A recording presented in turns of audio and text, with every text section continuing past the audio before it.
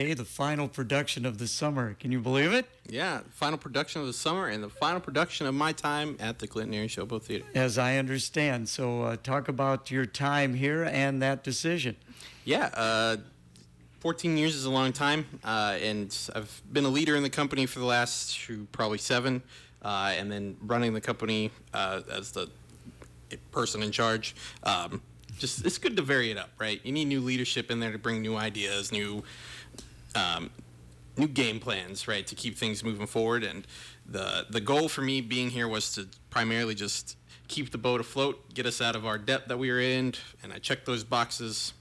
So it's time for me to be moving on. Well, congratulations for doing that. So talk about your time here in Clinton. What's it been like for you? Well, it's been great. I have roots here now in Clinton because I married Jordan Davis, my wife. She's a graduate from Unity Christian High School over in Fulton. But yeah, she has lived here pretty much most of her teenage life / part of her younger life. And I come up here all the time, so it kind of became a second home in the end. But the showboat, I've been doing that for like 14 years now, and carpenter, working my way up, and it was a good way to meet new people. I met a lot of new people. I've hired a lot of cool people that I still talk to now, and Ryan Scoble being one of them. But yeah, no, it's been a lot of fun. Met a lot of cool people, learned a lot, and great experiences. It's always interesting the connections that you make, and especially when you've been doing something like you have for such a long time in the theater business. We mentioned Ryan. How'd you stumble upon this guy? We have a mutual friend, Tedda Asklin, who is a scenic designer and has worked here, I think 6 years, yeah. In the past, she's not here this summer because she's working on her doctorate. But she was here, and I was looking for a director, and she said, I know this wonderful person named Ryan. I said, well, I would like to talk to Ryan. And then Ryan actually casted the season for me because my background being in tech, I'm not as savvy into who to look for and to fill these roles right. And Ryan fit the bill for me. So. Well, that's interesting. Talk about fitting the bill, selecting the actors for each of these productions. What do you look for? So this season was a season of jukebox hits, so largely we were looking for performers who were really adept with pop rock music. Million Dollar Quartet obviously was a very particular show, so we needed to find people who could really harness the essence of those 4 major individuals. So that was a little bit more difficult, but the nice thing about Million Dollar Quartet is people are doing that show across the country, and I think most of the people, all but 2, and our cast had done the show before, and since they've done it, I think all of them have now booked another gig doing Million Dollar Quartet. But the resident company, yeah, we just looked for pop rock performers, and I went to 7 different universities across the kind of East and Midwest, as well as looking at online auditions, and found a great company of 14 individuals, and most of them left on Monday, and we have the 4 remaining people for Marvelous Wonderettes. So you have a university background as well, right? I do, yeah. I'm the head of musical theater at West Virginia University. Okay.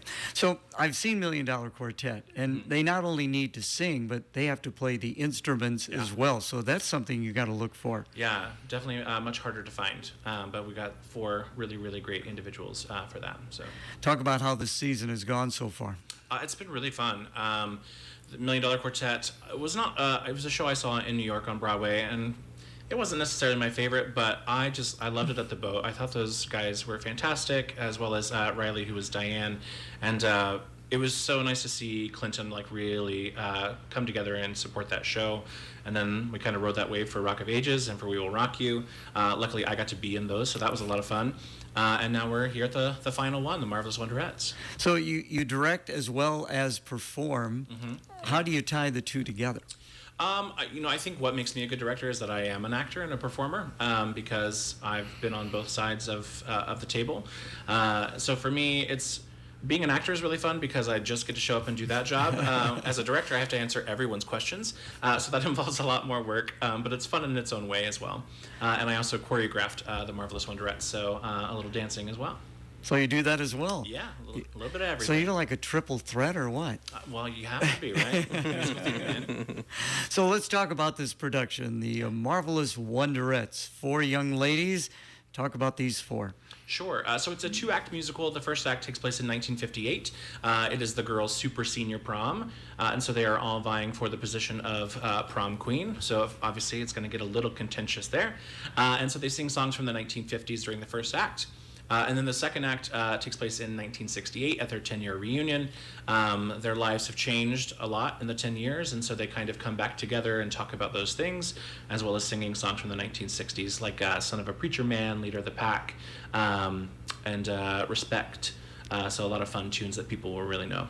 So now, did these 4 just come in for this particular production? No, these 4 have actually been here for, 3 of them have been here for Rock of Ages, We Will Rock You, and this production, and then one of them, Michaela, was here for We Will Rock You, and now for Marvelous Wonderettes. Okay, now you're saying this is your second summer here in Clinton? Yes, I was here last summer as well. Okay, talk about, because the confines of the Clinton area Showboat Theater are relatively small. That is true.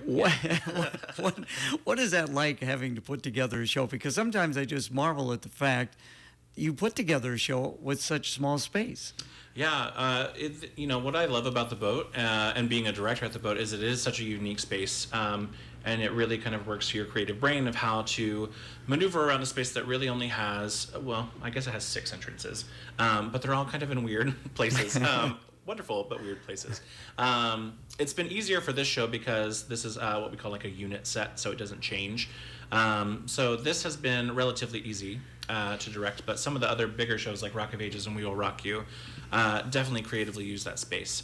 But that's the fun of being in those shows. I would imagine sometimes the actors kind of maybe get into the audience a little bit. I mean, they find themselves out there. Yeah, and this show does have a little bit of audience participation. So if you've ever had a hankering for the stage, maybe you'll get up there. You know, along those lines, as a technical person, what's it like trying to put together something in that small space? It gets pretty creative. I've seen some pretty unique things, but that's one of the my background is in lighting, so I did the lights for this lovely production. But it's kind of the neat thing about taking a found space, which is kind of what the boat is, a space that wasn't meant to be a theater that was converted to it, right? And you see them all across the Midwest, especially in regional theaters, banks turned into theaters, things like that. But it's a lot of fun because as an artist, I have to think more creatively about how I'm going to achieve and communicate what we're actually trying to do. And I work a lot with the scenic designer, and we make something happen. It became a whole lot easier with LEDs, I'll tell you that, because I don't need so much power. So. So again, thank you both for coming in. It's opening night tonight aboard the Clinton Area Showboat Theater, 242-6960. Is that right? Did I get that right? Yeah. All right, very good. And so people, the box office opens at 10? 11. At 11, so Yep. make sure to get your calls there for that. And Ryan, what are you going to be doing after this? I am going to be presenting at a conference in Atlanta for theater educators. Okay, and then back to West Virginia? That's right, yeah. Okay, West Virginia quick calls. Pit stop at home in Tennessee. Okay, all right, there you go. And going to be back next summer? Any idea about that? Not sure yet. Okay, now the JK is moving on I know, as well. it won't be the same. It won't be the same. But yeah, I'm not sure yet. And you're getting ready to go. Is it? I don't want. Tell me what's Kansas State University. Kansas State. Yep. Okay, Yep. I want to make sure because Kansas State. They probably don't like each other, do they? Yeah, no. We tend to not like the Jayhawks too much. So. All right, very good. Hey, thank you much, and thank you for your time here in Clinton, Ryan. Appreciate it. Thank you. Thank you. Thank you. Did you know if you throw a TV, computer, or other electronic item in the trash, you could be harming your environment? E-waste or electronic equipment that is no longer wanted or needed contains hazardous materials. E-waste accounts for large amounts of lead and heavy metals found in landfill.